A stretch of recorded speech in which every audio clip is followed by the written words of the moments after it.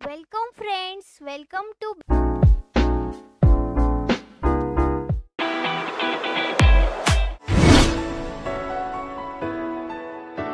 आज आपण पाहणार आहोत 8th class English lesson number 1.1 B the best या पोयमचा वॉर्मिंग अप चिट चॅट आणि मार्जिन क्वेश्चन म्हणजे साइडचे क्वेश्चन साठी मित्रांनो हा व्हिडिओ शेवटपर्यंत नक्की पहा आणि तुम्ही जर चॅनलला सबस्क्राइब केलं नसेल किंवा चॅनलवर नवीन आला असाल तर चॅनलला सबस्क्राइब करून बाजूची बेल आयकॉन नक्की प्रेस करा.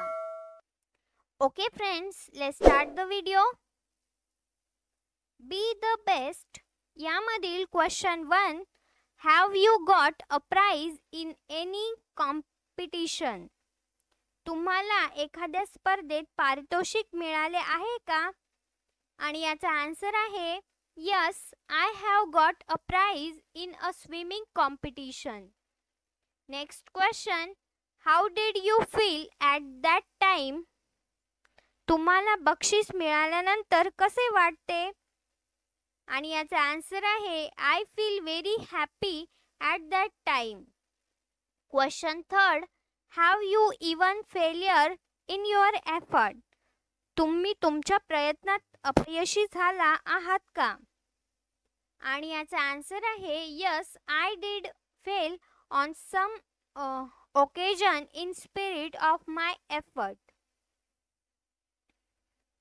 नेक्स्ट आहे question 4, do you think we should accept success as well as failure?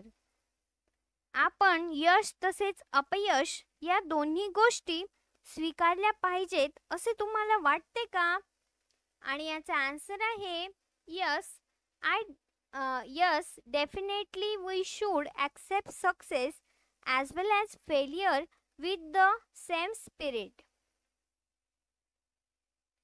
Next question, question 5, what will be your reaction if you are not selected in a team?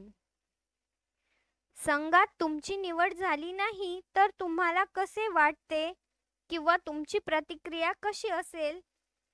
आणि याचा answer आहे I will feel sad and regret if I am not select in a team, but I will try to find the reason of it, work on it to improve my self.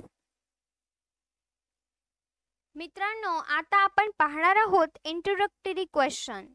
Question 1 A, read aloud to the following sets of word.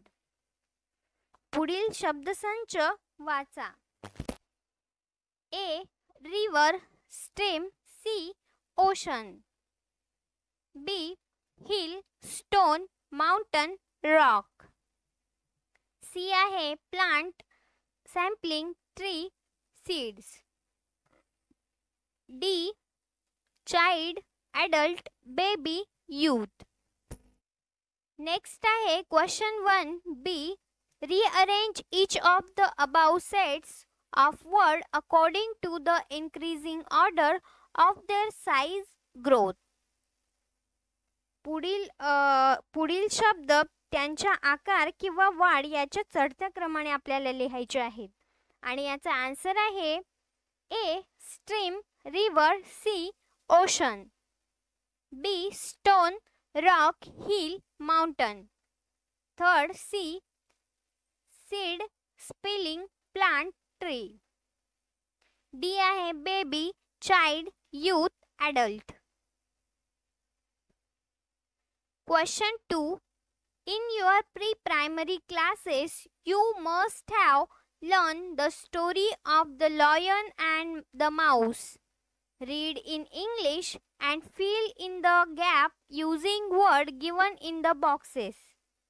तुम्ही तुमच्या पूर्व प्राथमिक शाळेमध्ये सिंह आणि उंदराची गोष्ट शिकला असालच, तर आपल्याला इथे पुढील दिलेली गोष्ट इंग्रजीमधून वाचायची आहे आणि खाली दिलेल्या कंसामधून रिकाम्या जागा भरायच्या आहेत.